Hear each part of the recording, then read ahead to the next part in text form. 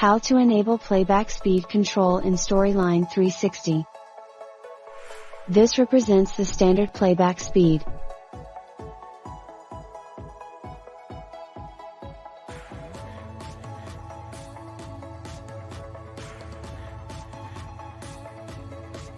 To access the playback speed control, go to the player located at the top of the interface. Scroll down to find the Player Controls tab. And within it, select the Playback Speed button. And click OK.